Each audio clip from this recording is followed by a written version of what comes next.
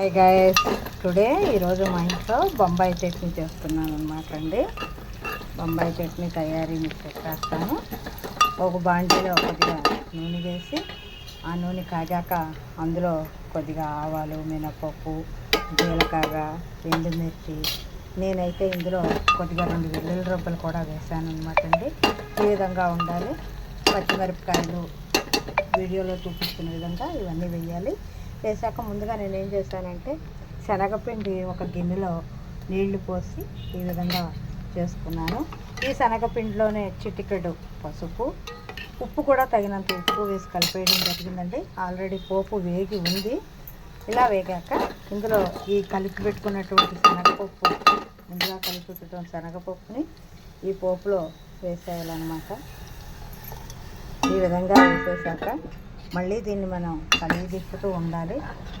కలిగి తిప్పుతూ ఉంటే కనుక ఇది దగ్గర పడుతుందండి. మీడియంలో, మరీ దగ్గర ముద్దగా కాదు, మరీ పలచగా కాదు, ఉడకాలన్నమాట. శనగపిండి ఉడికితే Bombay chutney ready guys. Bombay chutney ready friends. Idli కూడా రెడీ అయిపోయాయి.